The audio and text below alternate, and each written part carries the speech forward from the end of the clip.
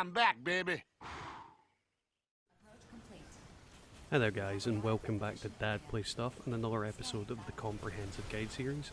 Today's video is a little different. Instead of a full guide, it's more of a part 2 to Gunfort. That being, Omega Gunfort.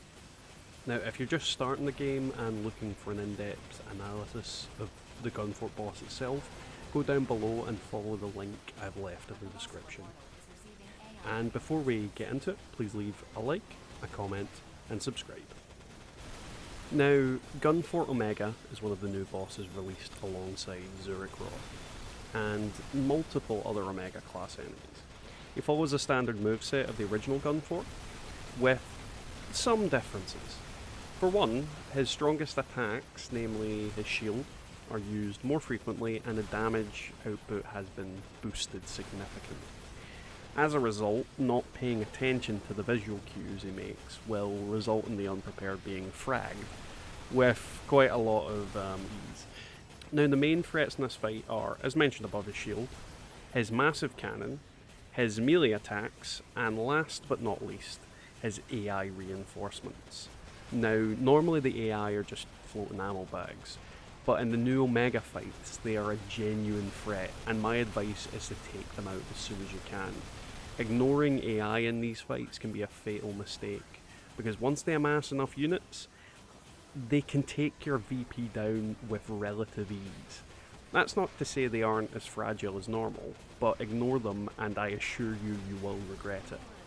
And remember, you see the giant enemy crab sparkling, get the hell away from him. Now for the strategy.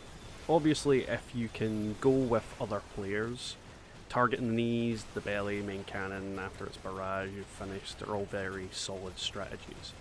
But by far one of the best involves using arc guns. The big fella is incredibly susceptible to the arc gun's stunning attacks. So, if one of your arsenals focuses on that, whilst the others DPS him, he's going to be relatively easy. He can be stunned consistently throughout the fight, and he just stands there and shakes a bit. As such, if you intend to try him offline, I'd suggest you take Gargantua, Grief, and Rose Queen. Gargantua will provide heals if you take enough damage, so he's always a solid teammate to have, whilst the other two will stun the enemy. Grief also provides some pretty significant stat bonuses when he's just in your team, so he's likely the most useful ally to have in your squad at any time, and Rose Queen boosts the amount of money you make, and she carries an arc gun, so she'll help stun as well. However, as you can see behind you, the footage is a true solo run. I made it harder for myself by not using Devotion, but trust me, if you use it, it will make the fight a lot easier, almost trivial in my opinion. But if you want a real challenge, all I can honestly say is that you need to watch Gunfort carefully. The boss itself isn't all that difficult, but he does a lot of damage very quickly, and it's easy to get a huge burst of damage from different attacks in quick succession. So stay calm, watch him carefully, and you'll find them easy enough with a bit of practice. It really does help if you've done all the other fights multiple times. As you can tell, I have played this game to death, and experience will always be out just pure raw DPS in this game at the moment, unless you've watched that video of Zurich Roar getting annihilated in like 23 seconds, which is horrible. Now, this next part takes a little while. The boss has increased durability, so he doesn't go down as quickly as his predecessors. As a result, I'm going to speed up the footage a little bit so that we can get to the nitty-gritty, because I literally have nothing really else to say about this boss fight that I haven't already done.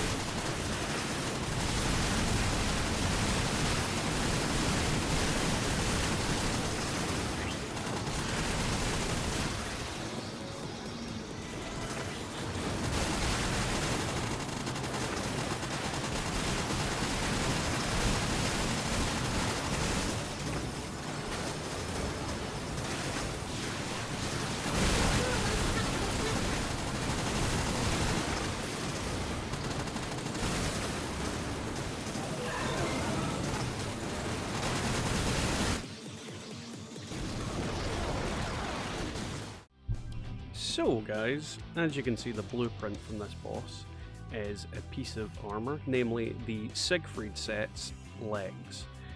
They're a pretty cool piece of kit, and it essentially mimics the torso and the front two legs of Gunfort.